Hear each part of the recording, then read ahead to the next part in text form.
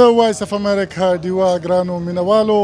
ولاړ یم په دوبۍ کې په تیره سموده کې د پاکستان او افغانستان د حکومتونو ترمنځ په تعلقاتو کې تاوتریخوالی راغلی دی د دغه تاوتریخوالي د لاسه که چېرته په دواړو هیوادونو کې د ژوند ټول مدونه متاثر شوي دي هلته د صحافیانو په رویه کې هم یو تلخي پیدا کړې ده په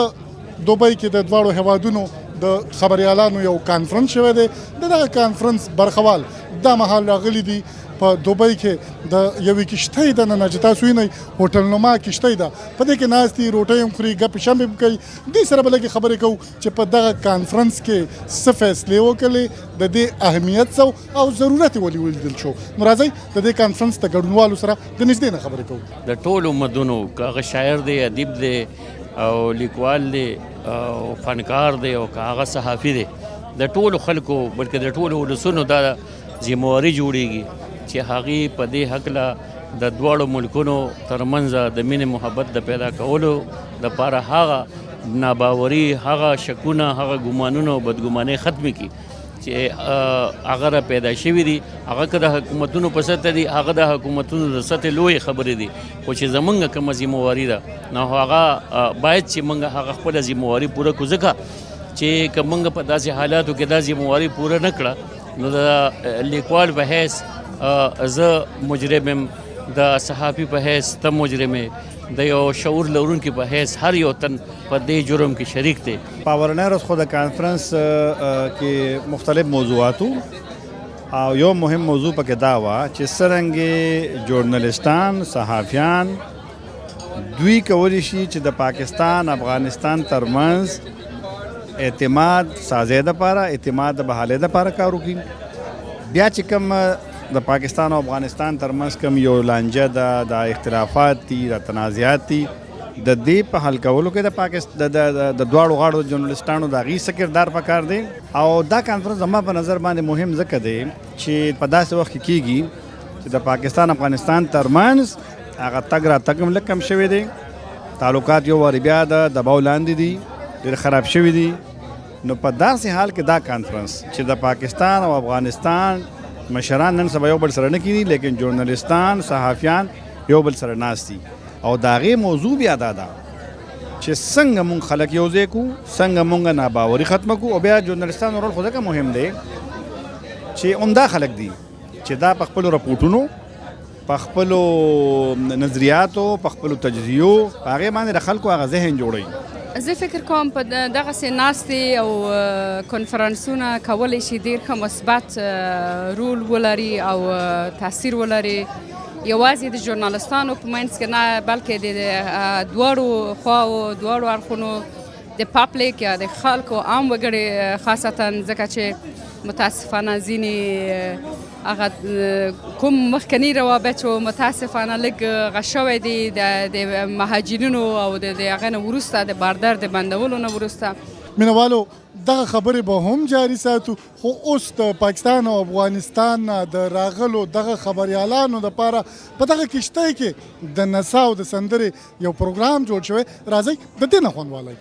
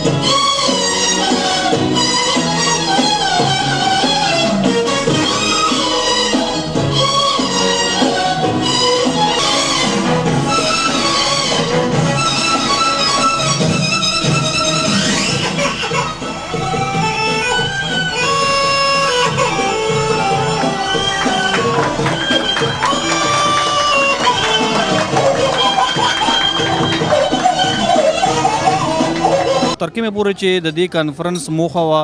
نو ټولو ګډونوالو په دې باندې هوکړه وکړه چې نور به په دې خپلو رسنو کې کم از کم په خپل ذاتي حیثیت کې به مونږ چې هغه اشخاص هغه خلک نه خپروو هغوی ته به ځای نه ورکوو چې څوک نفرت خوروي. نو زما په خیال باندې که چېرې په دې کانفرنس کې د 13 نه سیوا صحافیان د افغانستان نه د پاکستان نه راغلي وو نو که چېرې دوی د خپلو ژمنو ته کلک ودرېدل او دا دې عملي کړې نو زما په خیال باندې یو ډېر ښه مثبت بدلون به راشي او یو پیغام به هغه خلکو ته میلاو شي چې څوک نفرت سیوا کوي څوک په دې دواړو ملکونو کې کرکه سیوا کوي نو دا یو ډېر ښه اقدام دی زما په خیال. څرنګه چې تاسو ته پته ده چې ایکول اکسس د 2 کلونو را په دې خوا یو د ایکسچینج پروګرام شروع کړی و نو دغه ایکسچینج پروګرام د افغانستان او پاکستان کې ترسره کېده خو د دې ضرورت هم موږ ته محسوس شو چې باید دوبۍ کې چې کومې افغاني او پاکستاني رسنۍ دي باید هغه هم په دې کې راوند غاړل شي او د هغوی هغه چې کوم تجربه ده د افغانستان او پاکستان حوالې سره د هغې نظر باید هم معلوم شي چې هغوی کله چې دوبۍ کې ناست وي نو د افغانستان پکله پاکستاني رسنۍ څه نظر لري او افغاني رسنۍ چې کله په دوبۍ کې ناست وي د پاکستان پکله څه نظر لري. دا کنفرانس خو ډیر زیات امپورټنت کنفرانس و هم پاکستان هم افغانستان ژورنالیست لپاره. په دې کې پرکله دا وشو چې مونږ د افغانستان او پاکستان ژورنالیستان نور به هیټ سپیچز د میډیا په سطح باندې کوي هغه کوم اهداف او کوم ګولز چې ګود ویل ریپورټینګ لپاره ټاکل شوي او په هغې باندې دوی توافق ته ورسېدو چې د دې نه پس به دوی کوالټي ریپورټینګ کوي او د دواړو د قومونو د نږدې کېدو لپاره دوی هڅې به کوي او د دواړو د ملکونو پازیټیو سایډ به دوی ریپورټینګ به نور کوي. دا کم غټ مقصد چې دی او په دې هکله باندې 2 کاله وشو چې دا د پراجیکټ په شکل کې کوششونه روان دي چې د دواړو ملکونو ملګري صحافیان چې دی هغه یو بل ملکونو ته تګ راتګ وکړي او د هغې مسلو نه ځان معلومه کړي او کم د صلح او د امن په لاره کې چې خنډان دي او اصل مسلې دي د هغې د حل دپاره خپل تجاویز وړاندې کړي او سفارشات مخې ته راولي او ډېر حوصله افزا تجاویز پکې مخې ته راغلي دي. ډېرې داسې خبرې دي چې هغې کې زموږ وس نه رسي خو د صحافي په حیثیت نفرت بدامني ترهګري د دې د کم حجم چې دی کم سایز دی په هغې کې کمې راوستو کوشش ضرور موږ کولی شو. دا څنګه چې تاسو دا کانفرنس دلته کې ولیدو د افغانستان او د پاکستان د دواړو خوا ډېر پوهه ډېر تکړه جرنلسټان دلته کې راغلي او په دې خبرو باندې به کې خبرې وشوې چې د پاکستان او د افغانستان په اړیکو ښه کېدو کې دا خبریالان دا خبرنویسان یا صحافیان چې کوم دي دوی خپل رول څنګه لوبولی شي نو ډېرې ګټورې خبرې پکې وشوې د صحافي په رول پکې خبرې وشوې څنګه موږ ته مثبت راپورټونه جوړول پکار دي. موجوده دور کې چې کوم رول دا ډېر برابر نه دی لکه ستاسو اداره دا داسې څو نور ادارې دي چې د هغې راپورټونه خو دي خو د افغان کډوالو سره چې څه کېږي یا نور چې افغانستان او پاکستان په منځ کې کومې ستونزې دي هغه رښتیا او حقیقت خبرې نه ویل کېږي چې د دې تعلقاتو په دې په سمېدو کې د ټولو نه لوی خرنډ دی. مینوالو د دغه کانفرنس د برخوالو د خولې نه تاسو واورېدل د دوی دا وینا هم وه چې که د حکومتونو ترمنځ تعلقات په هر ډګر ولاړ وي خو ولې د قلم خاوندان یا صحافیان د دې په اوږو باندې ډېرې درنې ذمهوارۍ پرېوځي او دوی باید په دې تاریخي موقع باندې چې د دواړو هیوادونو تعلقات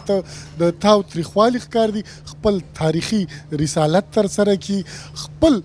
جرنالیزم یا صحافت د جذباتو په ځای د یو بل د مفاداتو په ځای د نړیوالو منل شوو صحافتي معیارونو مطابق ترسره کړي. فاروق فراق، وایس اف امریکا، دوبۍ.